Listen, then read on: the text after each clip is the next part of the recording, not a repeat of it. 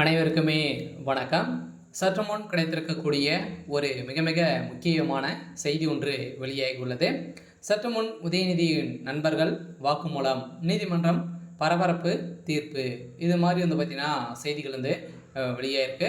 ஏற்கனவே உதயநிதி ஸ்டாலின் அவர்கள் பார்த்தீங்கன்னா உதயநிதியுடைய நண்பர்கள் டாஸ்மார்க்குடைய நிறுவனத்தில் வசமாக சிக்கி அதிரடியாக கைது செய்யப்பட்டிருந்தாங்க. ஸோ இப்போ அதிரடியாக பார்த்தீங்கன்னா அவர்களுக்கு நீதிமன்றம் சமன் அனுப்பியிருக்காங்க. ஸோ இந்த நிலையில் தான் இப்போ அதிரடியாக அமலாக்கத்துறை கஸ்டடியில் ஸோ இருக்காங்க. இந்த நிலையில் தான் இப்போ அந்த உதயநிதியுடைய நண்பர்கள் மூவரும் பார்த்தீங்கன்னா சிக்கி கைது செய்யப்பட்டு இவர்கள் கொடுத்த வாக்குமூலத்தின் அடிப்படையில் அதிரடியாக இப்போ உதயநிதி ஸ்டாலின் அவர்கள் பார்த்தீங்கன்னா கைது செய்யப்பட போகிறாரு அப்படின்ற மாதிரி இப்போ பரவலாகவே பேசப்பட்டிருக்கு. ஸோ இந்த நிலையில் தான் உதயநிதியுடைய கதை ஒட்டுமொத்தமாக முடிந்திருக்கு. சொல்ல பார்த்தீங்கன்னா உதயநிதி ஸ்டாலின் அவர்களுக்கு 7 ஆண்டுகள் சிறை தண்டனை விதிக்க போகிறதாகவும், அதே மாதிரி பார்த்தீங்கன்னா இந்த வழக்கின் அடிப்படையில் 2 நீதிபதிகள் பார்த்தீங்கன்னா முதல்வர் ஸ்டாலின் அவர்கள் விலைக்கு வாங்கியிருக்காரு அப்படின்ற மாதிரி அவருக்கு சாதகமாக பார்த்தீங்கன்னா இப்போ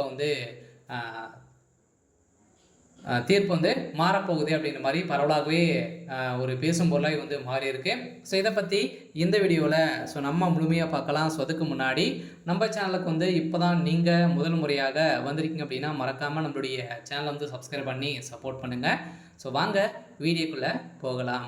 ஸோ பார்த்தீங்கன்னா உதயநிதியுடைய நண்பராக இருந்த 2வது டாஸ்மார்க்குடைய நிறுவனத்தில் 2வது முறையாக நடந்த ரைட்டின் அடிப்படையில் ஸோ உதயநிதியுடைய நண்பர்களுடைய வீட்டில் அதே மாதிரி தொழிலதிபர்கள்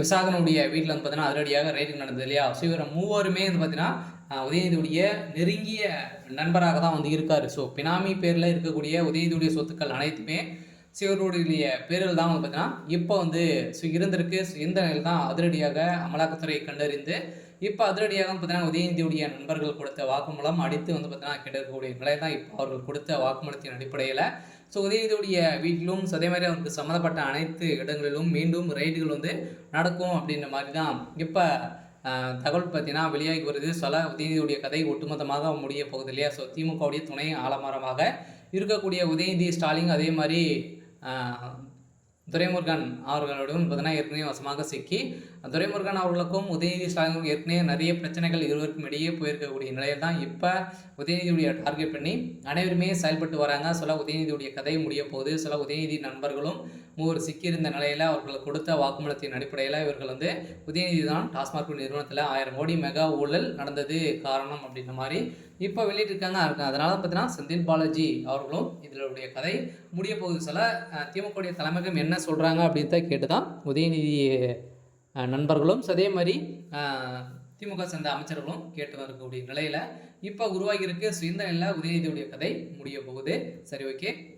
ஸோ இன்றைக்கான அப்டேட் பார்த்தீங்கன்னா இதுதான். ஸோ மறக்காமல் நம்மளுடைய சேனலை சப்ஸ்கிரைப் பண்ணி சப்போர்ட் பண்ணுங்கள். தேங்க்யூ.